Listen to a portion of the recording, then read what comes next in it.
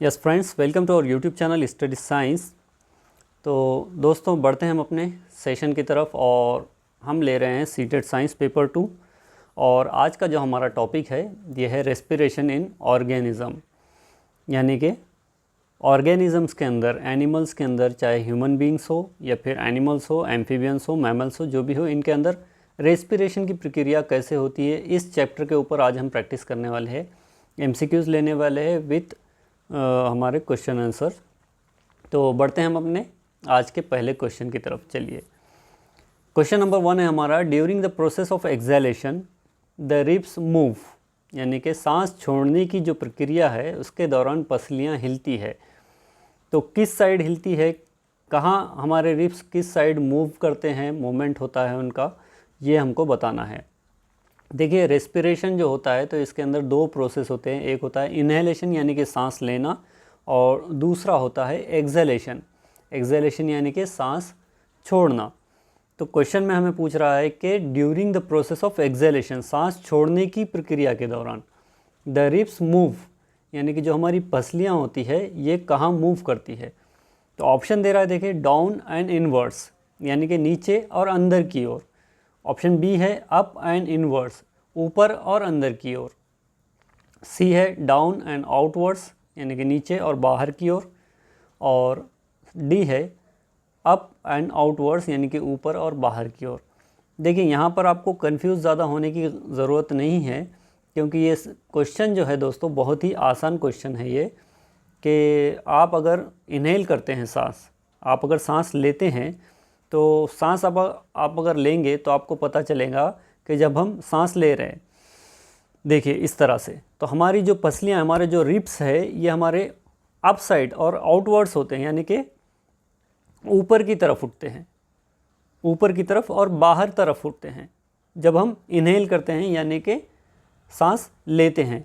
और जब हम एक्सहेल करते हैं, एक्सहेलेशन का जो प्रोसेस होता है, यानी कि जब हम सांस छोड़ते हैं, तो उस दौरान, उस टाइम पे हमारे जो रिब्स होती है, हमारी जो पसलियाँ होती है, वो किधर मूव करती है। आप सांस छोड़िए, देखिए मैंने सांस लिया, फिर मैंने सांस छोड़ा, तो मेरी जो रिब्स रहेंगे, हमारे जो रिब्स रहेंगे, ये इनवर्ड्स जाएंगे, यानी कि डाउन जाएंगे, नीचे जाएंगे और अंदर की ओर जाएंगे। तो अगर हम यहाँ पर ऑप्शन के इस राइट आंसर की बात करेंगे तो ऑप्शन ए जो रहेगा दोस्तों हमारा, डाउन एंड इनवर्ड्स। एक्सहेलेशन के वक्त डाउन और इनवर्ड्स जाएगा, लेकिन इनहेलेशन के टाइम पे अप एंड आउटवर्ड्स जाएगा। तो हमारा जो राइट क्वेश्चन का आंसर रहेगा वो रहेगा ऑप्शन ए। चलिए बढ़ते हैं। क्वेश्चन नंबर 2 है, sometimes when we do heavy exercise, कभी कभी जब हम भारी व्यायाम करते हैं, anaerobic respiration takes place in our muscle cells, what is produced during this process. यानी कि कभी कभी हम जब भारी व्यायाम करते हैं तो हमारी मांसपेशियों की कोशिकाओं में, सेल्स के अंदर अवायवीय श्वसन होता है। देखिए, रेस्पिरेशन जो होता है हमारे अंदर दो टाइप का होता है, एक होता है एरोबिक रेस्पिरेशन और दूसरा होता है एनारोबिक रेस्पिरेशन। रेस्पिरेशन दो टाइप का है, एरोबिक रेस्पिरेशन और एनारोबिक रेस्पिरेशन। तो हम नॉर्मल कंडीशन में हैं, हम कौन सा रेस्पिरेशन कर रहे हैं, एरोबिक रेस्पिरेशन। एरोबिक रेस्पिरेशन का मतलब क्या है दोस्तों, वहाँ पर ऑक्सीजन प्रेजेंट रहेगी, वो कहलाएगा एरोबिक रेस्पिरेशन। लेकिन जब ऑक्सीजन एब्सेंट होती है, ऑक्सीजन वहाँ पर नहीं होती, तब वहाँ पर एनएरोबिक रेस्पिरेशन होता है। तो अब जब हम एक्सरसाइज करते हैं, जब हम व्यायाम करते हैं, या हम कोई भारी भरकम काम करते हैं, कंटिन्यूस हम काम कर रहे हैं, तो वहाँ पर क्या होता है, anaerobic respiration takes place in our muscle cell. हमारे जो मसल्स होते हैं, उस मसल्स के सेल के अंदर हमारे एनएरोबिक रेस्पिरेशन होता है, क्योंकि उस वक्त हमारी बॉडी को ऑक्सीजन की क्वांटिटी की ज़्यादा ज़रूरत हो जाती है, जिसकी वजह से हमें एनर्जी लगती है। तो एनएरोबिक रेस्पिरेशन होगा तो वहाँ पर क्या प्रोड्यूस होगा, ये आपको बताना है यहाँ पर। ऑप्शन क्या कर रहा है, देखिए, alcohol and lactic acid.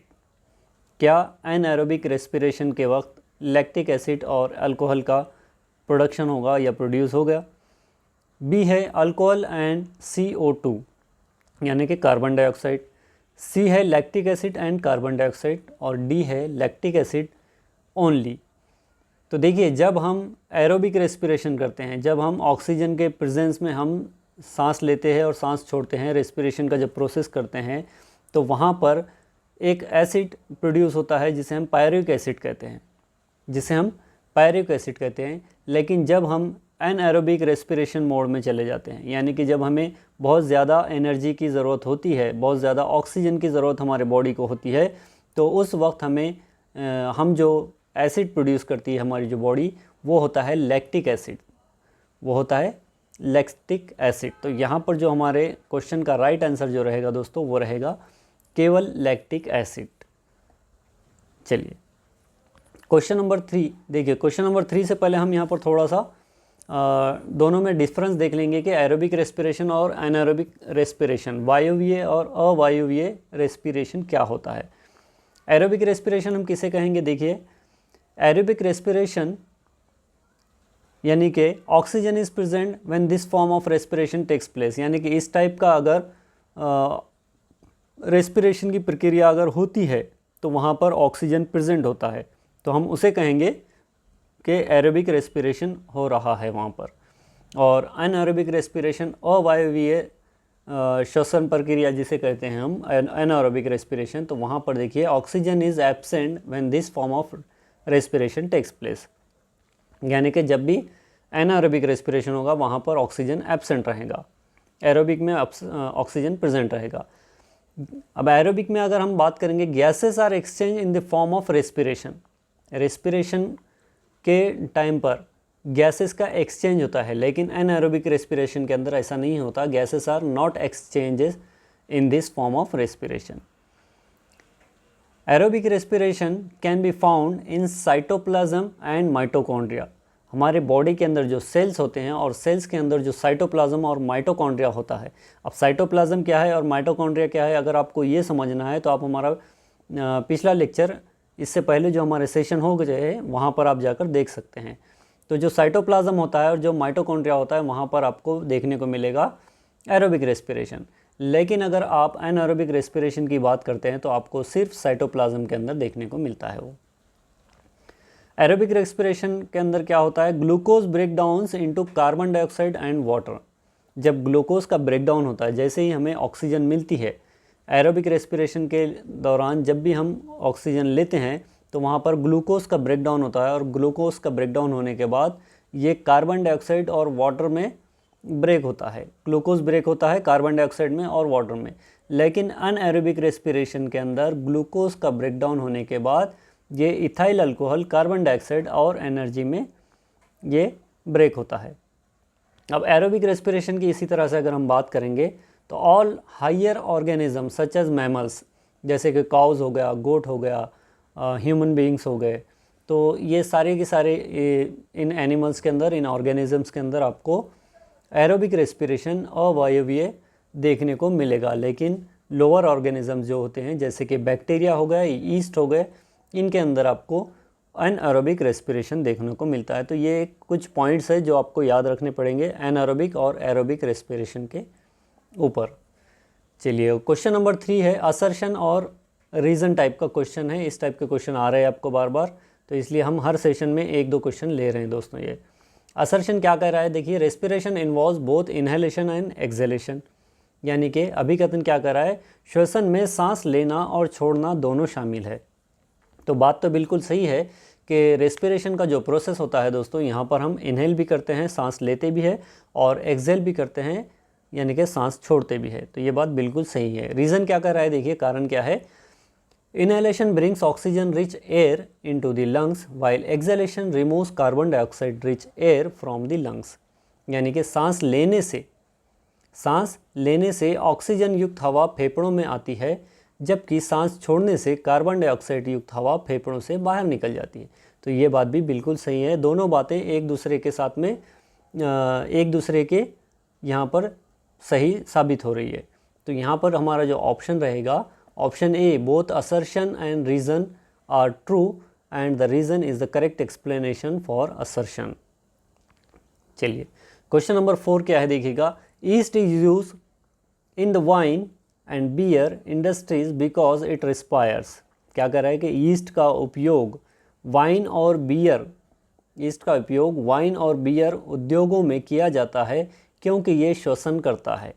East हमने देखा था दोस्तों क्या है, ईस्ट क्या है, बैक्टीरिया क्या है, फंगस क्या है, हमने सारी की सारी चीज़ें देखी हुई है। अब यहाँ पर ईस्ट कह रहा है कि ये हम इसका इस्तेमाल वाइन बनाने के लिए और बियर बनाने के लिए इसके इंडस्ट्रीज़ में करते हैं। क्यों करते हैं? Because it respires. क्यों?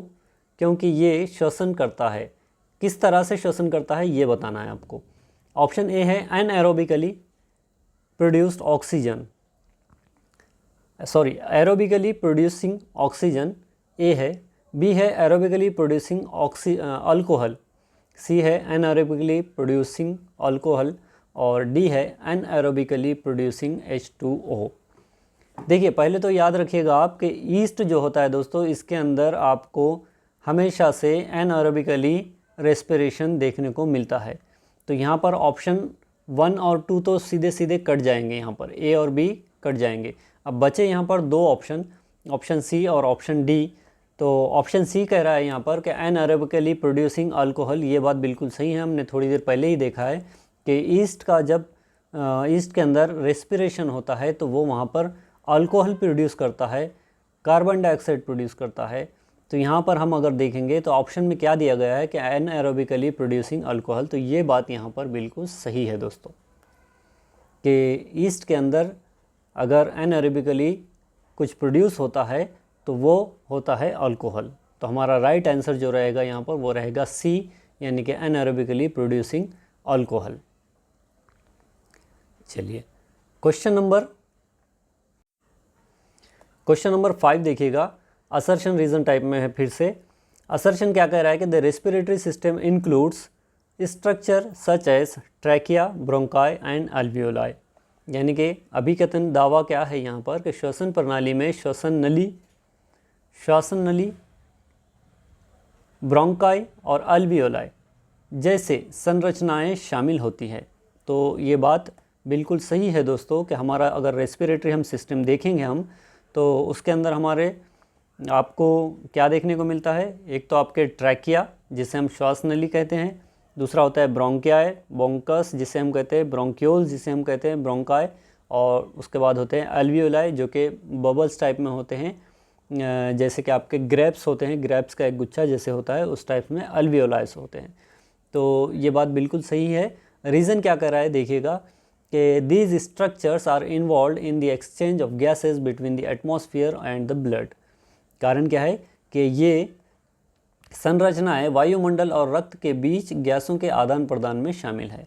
तो ये बात भी बिल्कुल सही है। तो यहाँ पर हमारा जो ऑप्शन फिट होगा दोस्तों ये होगा both assertion and reason are true and the reason is the correct explanation for assertion, यानी कि ऑप्शन ए जो रहेगा हमारा ये यहाँ पर सही रहेगा। देखिए अगर हम इस डायग्राम में देखेंगे तो ये हमारा रेस्पिरेटरी सिस्टम दोस्तों, नज़ल कैविटी, नोज़ के थ्रू, नज़ल कैविटी के थ्रू हम इन्हेलेशन करते हैं, सांस अंदर लेते हैं और ये जाती है हमारे यहाँ से ट्रैके के थ्रू, यानी कि श्वास नली जो होती है हमारी, तो इसे कहते हैं हम श्वास ट्रैकिया। ट्रैकिया के बाद इसको लग कर आते हैं आपके ब्रोंकस या ब्रोंकाई जिसे हम कहते हैं, और इन ब्रोंकाई के लास्ट में जो बबल्स टाइप में इस तरह से आपको नज़र आ रहे हैं ये होते हैं अल्वियोलाई। तो ये तीनों ऑर्गन इसके अंदर शामिल होते हैं। तो ये हमारा जो ऑप्शन का जो आंसर था क्वेश्चन का वो हमारा राइट था कि इसके अंदर ट्रैकिया भी होता है, ब्रोंकाई भी होते हैं और अल्वियोलाई भी होते हैं यहाँ पर। चलिए क्वेश्चन नंबर 6 देखिएगा, फिश यानी कि मछलियाँ। Fishes breathe with the help of gills which are richly supplied with blood vessels. The gills helps the fish to, यानी कि मछलियाँ अपने गलफड़ों की सहायता से सांस लेती है जिसमें या जिनमें प्रचुर मात्रा में रक्त वाहिका हैं, यानी कि ब्लड वेसल्स या फिर कैपिलरीज जिसे हम कहते हैं, ब्लड वेसल्स होती हैं, रक्त वाहिकाएँ होती हैं। गलफड़े मछली की मदद करते हैं। किस में मदद करते हैं देखिएगा। पहले तो देखिएगा कि जो हमारी मछलियाँ जो होती है, जो फिशेस जो होती हैं हमारे, ये पानी में रहती है और पानी में रहने के बाद अब जब इनको ऑक्सीजन की ज़रूरत पड़ेगी तो ये बाहर आकर ऑक्सीजन तो नहीं लेती, तो फिर इन्हें ऑक्सीजन मिलता कहाँ से, ये एक क्वेश्चन मार्क रहेगा दोस्तों। तो ऑप्शन क्या दे रहा है देखिए यहाँ पर, ऑप्शन ए है take take in oxygen from the air, तो क्या ये हवा में आकर ऑक्सीजन लेगी? नहीं, ये ऑप्शन बिल्कुल यहाँ पर गलत रहेगा। ऑप्शन बी है take in oxygen dissolved in water, water के अंदर, पानी के अंदर जो डिज़ोल्व्ड ऑक्सीजन होता है क्या वो लेगी? तो हाँ, बिल्कुल ये बात सही है यहाँ पर कि मछलियाँ जो होती हैं, हमारी जो फिशेस होती है, ये जो ऑक्सीजन लेती हैं, जो ऑक्सीजन पानी के अंदर डिज़ोल्व होता है, जो पानी के अंदर घुला हुआ ऑक्सीजन होता है, वो ऑक्सीजन मछलियाँ लेती है। और जब मछलियाँ ऑक्सीजन लेती है दोस्तों, जैसे ऑक्सीजन लेने का इनका जो प्रोसेस होता है मछलियों का, तो मछलियाँ जैसे ही पानी अपने मुंह में लेंगी तो ये पानी उनके गिल्स के थ्रू होते हुए, जो उनके गिल्स होते हैं जिसे हम गलफड़े कहते हैं, तो वो गिल्स के अंदर क्या होता है, ब्लड वेसल्स होते हैं, कई सारे हज़ारों ऐसे ब्लड वेसल्स होते हैं। जब पानी उनके गिल्स के पास से गुज़रता है तो वो गिल्स क्या करते हैं, और उस पानी के अंदर जो ऑक्सीजन होता है उसको एब्जॉर्ब कर लेते हैं, और वहाँ से जो कार्बन डाइऑक्साइड होता है वहाँ से उसे रिलीज़ करते हैं। तो ये मछलियाँ जो होती है, डिज़ोल्व्ड ऑक्सीजन जो पानी के अंदर होता है वो वहाँ से लेती है। तो हमारा ऑप्शन बी जो रहेगा दोस्तों, वो हमारा राइट आंसर रहेगा कि पानी में घुला ऑक्सीजन लेती हैं ये हमारी फिशेस। चलिए क्वेश्चन नंबर 7 देखिएगा। Earthworm and frogs breathe through their skin because of which the skin of both the organism, यानी कि केंचुए और मेंढक अपनी त्वचा से सांस लेते हैं, जिसके कारण दोनों जीवों की त्वचा होती है, कैसी होती है? मॉइस्ट एंड रफ, यानी कि नम होती है और खुरदुरी होती है। ड्राई एंड रफ, सूखी और खुरदुरी होती है। ड्राई एंड स्लीमी, सूखी और चिपचिपी होती है। सूखी और चिपचिपी, ये तो ऑप्शन ही यहाँ पर सूट नहीं होगा, चिपचिपी रहेगी तो सूखी कैसे रहेगी? और मॉइस्ट एंड स्लीमी, तो जी हाँ, यहाँ पर जो राइट ऑप्शन जो बनेगा दोस्तों, वो आप यहाँ पर समझ सकते हैं कि फ्रॉग्स की या फिर अर्थवर्म जो होते हैं, केंचुए जो होते हैं, उनकी जो स्किन होती है दोस्तों, वो कैसी होती है? वो मॉइस्ट होती है, यानी कि नम होती है और चिपचिपी होती है, जिसकी वजह से ये ऑक्सीजन अपनी स्किन के थ्रू, वो अपनी स्किन के थ्रू ऑक्सीजन को ले सकते हैं, सांस ले सकते हैं। क्वेश्चन नंबर 8 देखिएगा। क्वेश्चन नंबर 8 क्या है? Match the names of the organism in column 1 with their organs of breathing given in column 2, यानी कि कॉलम 1 में दिए गए जीवों के नामों को कॉलम 2 में दिए गए उनके सांस लेने के अंगों से मिलाएं। देखिए कॉलम 1 में यहाँ पर ऑर्गेनिजम्स है या फिर एनिमल्स जिसे हम कहेंगे, वो है यहाँ पर कॉलम 1 में, और कॉलम 2 में उनके ऑर्गन्स दिए गए हैं कि किस ऑर्गन से वो सांस लेते हैं। तो अगर हम यहाँ पर बात करेंगे दोस्तों बटरफ्लाइज, अर्थवॉर्म्स, स्पैरो और फिश की, तो फिश का अभी हमने थोड़ी देर पहले पिछले क्वेश्चन में ही देखा है दोस्तों। फिश के लिए आपको ऑप्शन क्या दिखेगा यहाँ पर? फिश जो हमारी मछलियाँ जो होती है, ये सांस लेती है हमारे गिल्स के थ्रू, ये सांस लेती है गिल्स के थ्रू। तो हमें डी तो मिल गया है यहाँ पर कि मछलियाँ जो होती हैं हमारी गिल्स के थ्रू सांस लेती है। अब उसके बाद हम क्या देखे थे? हमने अर्थवर्म देखा था, हमने फ्रॉग्स देखा था हमने। तो ये क्या करते हैं? अर्थवर्म्स और फ्रॉग्स जो होते हैं दोस्तों, ये हमारे स्किन के थ्रू सांस लेते हैं, ये हमारे स्किन के थ्रू सांस लेते हैं। स्पैरोस जो होते हैं, स्पैरोस क्या करते हैं दोस्तों? स्पैरोस लंग्स के थ्रू सांस लेते हैं। और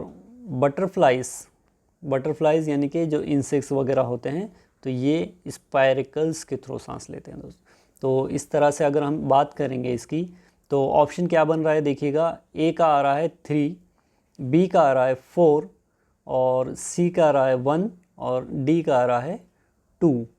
तो हमारा जो राइट ऑप्शन रहेगा दोस्तों, वो रहेगा हमारा ऑप्शन नंबर 3। ऑप्शन नंबर 3 हमारा राइट आंसर रहेगा। ए का 3 आएगा, बी का 4 आएगा, सी का 1 आएगा, और डी का 2 आएगा। तो बटरफ्लाइज जो इंसेक्ट होते हैं, जो कॉकरोचेस होते हैं, ये स्पाइरिकल्स थ्रू सांस लेते हैं। जो अर्थवर्म्स, जो केचवे होते हैं, मेंढक होती है, ये अपने स्किन के थ्रू सांस लेते हैं। और जो स्पैरोज होते हैं, ये अपने लंग्स के थ्रू, फेफड़ों के थ्रू सांस लेते हैं। और जो फिशेस होती हैं, ये अपने गिल्स के थ्रू सांस लेते हैं। चलिएगा क्वेश्चन नंबर 9 देखिएगा। What is the primary function of frogs skin in respiration, यानी कि श्वसन में मेंढक की त्वचा का प्राथमिक कार्य क्या है। क्या कह रहा है यहाँ पर, श्वसन में मेंढक की त्वचा का प्राथमिक कार्य क्या है। What is the primary function of frogs skin in respiration. तो ऑप्शन क्या है, to filter out harmful gases, यानी कि हानिकारक गैसों को फिल्टर करने के लिए, to exchange gases with the environment, यानी कि पर्यावरण के साथ गैसों का आदान प्रदान करने के लिए, और टू प्रोड्यूस ऑक्सीजन इंटरनली, आंतरिक रूप से ऑक्सीजन का उत्पादन करने के लिए, या फिर टू स्टोर कार्बन डाइऑक्साइड को संग्रहित करने के लिए। तो ये तो ऑप्शन एकदम बिल्कुल यहाँ पर बेकार है कि ऑप्शन क्या कर रहा है, टू स्टोर कार्बन डाइऑक्साइड, यानी कि कार्बन डाइऑक्साइड का कोई स्टोर यहाँ पर नहीं होगा। टू प्रोड्यूस ऑक्सीजन इंटरनली, ये भी नहीं होगा। हमारा जो राइट आंसर रहेगा दोस्तों कि जो प्राइमरी फंक्शन होता है, सबसे प्राथमिक जो कार्य होता है मेंढक की त्वचा का, मेंढक की स्किन का, वो होता है गैसेस को एक्सचेंज करना विद द इन्वायरमेंट के साथ में। तो हमारा ऑप्शन बी, क्वेश्चन नंबर 9 का जो रहेगा ऑप्शन बी, ये हमारा राइट आंसर रहेगा। पर्यावरण के साथ गैसों का आदान प्रदान करने के लिए ये जो है उसका प्राइमरी फंक्शन है, ये प्राथमिक कार्य है। क्वेश्चन नंबर 10 देखिएगा, फ्रॉग्स आर एम्फीबियंस। हमें पता है मेंढक क्या है, ये एम्फीबियंस है, which means they can breathe. तो एम्फीबियंस है, ये कहाँ पर रहते हैं, फ्रॉग्स जो मेंढक होते हैं हमारे, ये पानी के अंदर भी रहते हैं और ये ज़मीन के अंदर भी रहते हैं। तो which means they can breathe, तो अब इसका मतलब क्या होगा दोस्तों, जिसका अर्थ है कि वो सांस ले सकते हैं। किस तरह से सांस ले सकते हैं, ओनली ऑन लैंड, क्या वो ज़मीन में रहेंगे, ज़मीन पर रहेंगे तब सांस लेंगे। ओनली इन वाटर, क्या वो पानी में रहेंगे तब सांस लेंगे। Both on land and in water, यानी कि वो ज़मीन पर या फिर पानी में रहेंगे तब सांस लेंगे। Neither on land nor in water, या तो वो ज़मीन पर और ना ही वो पानी में सांस लेंगे। तो यहाँ पर आप समझ सकते हैं कि एम्फीबियंस है, वो पानी में रहते हैं तो पानी में भी सांस लेते हैं। पानी में जो डिज़ोल्व्ड ऑक्सीजन होता है वो वहाँ पर लेते हैं, और जब वो ज़मीन पर होते हैं तो वहाँ पर भी वो सांस लेते हैं। तो यहाँ पर जो हमारा राइट आंसर रहेगा दोस्तों वो रहेगा सी, यानी कि ज़मीन पर और पानी में दोनों जगह पर वो ब्रीथ कर सकते हैं, वो सांस ले सकते हैं। क्वेश्चन नंबर 11 देखिएगा, ड्यूरिंग हाइबरनेशन। अब ये जो वर्ड है दोस्तों हाइबरनेशन को देख के आपको हैबत होगी, आपको ऐसी घबराहट होगी कि ये क्या दे दिया, हाइबरनेशन क्या है। तो देखिए हाइबरनेशन हम उसे कहते हैं कि जब विंटर सीज़न आता है तो विंटर सीज़न में मेंढक क्या करते हैं, जैसे आप अगर बरसात में देखे होंगे, आप रेनी सीज़न में जब देखते होंगे तो आपको मेंढकों की आवाज़ बहुत आती होंगी, क्यों, और आपको बहुत सारे मेंढक देखने को भी मिलते हैं जब बारिश होती है तो। लेकिन जब विंटर का सीज़न आता है तब वो क्या करते हैं, अपने आप को इन्वायरमेंट के हिसाब से ढाल लेते हैं, तब उन्हें अपने आप को गर्म रखना होता है। तो मेंढक एक ऐसा एनिमल है दोस्तों जो इन्वायरमेंट के हिसाब से अपने आप को एडजस्ट करता है, चाहे वो गर्म इन्वायरमेंट हो चाहे वो ठंडा इन्वायरमेंट हो, वो अपने आप को सेव करता है, अपने आप को इन्वायरमेंट के हिसाब से ढाल लेता है। तो हाइबरनेशन का प्रोसेस हम उसे कहते हैं हाइबरनेशन। जब विंटर सीज़न होता है तो सर्दियों के मौसम में जो सो मेंढक क्या करते हैं, नियर अबाउट 2 से 3 फीट ज़मीन के अंदर जाकर बैठ जाते हैं, अपने आप को, अपनी बॉडी को वहाँ पर सेव करते हैं। तो उस टाइम पर वो जो सांस लेते हैं, जो रेस्पिरेशन का जो प्रोसेस होता है वो उनके स्किन के थ्रू होता है, तो उसे हम कहेंगे हाइबरनेशन। तो during hibernation how do frogs primarily respire. तो मैंने इसका आपको आंसर भी बता दिया, देखिए अभी समझाते समझाते, कि जब वो हाइबरनेशन में जाते हैं तो हाइबरनेशन के दौरान क्या होता है कि वो अपनी जो प्राइमरी जो रेस्पिरेशन का उनका जो मेंढक मुख्य रूप से सांस जो लेते हैं वो उनके स्किन के थ्रू लेते हैं, उनकी त्वचा के माध्यम से लेते हैं। तो हमारा जो राइट आंसर रहेगा दोस्तों वो रहेगा through their skin. Question number 12 देखिए, how do cockroaches breathe through their tracheal system. यानी कि तिलचट्टे, कॉकरोचेस जिसे हम कहते हैं, कॉकरोचेस तिलचट्टे अपने श्वास नली तंत्र से कैसे सांस लेते हैं, वो कैसे ब्रीथ करते हैं उनके जो ट्रैकियल सिस्टम में वहाँ पर। तो ऑप्शन ए देखिएगा, bye diffusion across their skin, क्या हमारे घरों में जो कॉकरोच पाए जाते हैं वो स्किन के थ्रू सांस लेते हैं? तो नहीं, ये बात बिल्कुल यहाँ पर रॉन्ग है कि वो स्किन के थ्रू सांस नहीं लेंगे।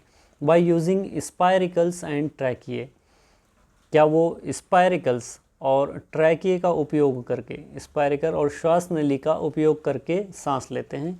तो ये बात यहाँ पर सही रहेगी दोस्तों कि स्पायरिकल्स जो होते हैं, आपने अगर कॉकरोच का कोई डायग्राम देखा होगा या फिर हम अभी देखेंगे, तो वहाँ पर आप अगर देखेंगे तो कॉकरोचेस के अंदर, इंसेक्ट्स के अंदर स्पायरिकल्स होते हैं दोस्तों, और स्पायरिकल्स के थ्रू वो वहाँ पर सांस लेते हैं। एक पूरा ट्रैकियल ट्यूब होता है, पूरा स्ट्रक्चर होता है, और उस ट्रैकियल ट्यूब के अंदर वहाँ से स्पायरिकल्स के थ्रू होते हुए वो एक्सहेलेशन और इनहेलेशन वहाँ पर कर सकते हैं। तो राइट आंसर क्वेश्चन नंबर 12 का रहेगा बी, यानी कि स्पायरिकल और श्वास नली का उपयोग करके। देखिए यहाँ पर आप इस इमेज में देख सकते हैं, ये जो इमेज आपको नज़र आ रही है दोस्तों, ये है एयर सैक्स और ये है स्पायरिकल्स। तो ये इस तरह से साइड में आपको स्पायरिकल्स देखने को मिलते हैं, और ये पूरा का पूरा जो स्ट्रक्चर आपको नज़र आ रहा है ये है ट्रैकियल ट्यूब, इसे हम कहेंगे ट्रैकियल ट्यूब। इसके अंदर से सारे कॉकरोच के सारी बॉडी के अंदर यहाँ पर जो सो उसका गैस का एक्सचेंज होता है, या फिर वो रेस्पिरेशन का प्रोसेस करते हैं।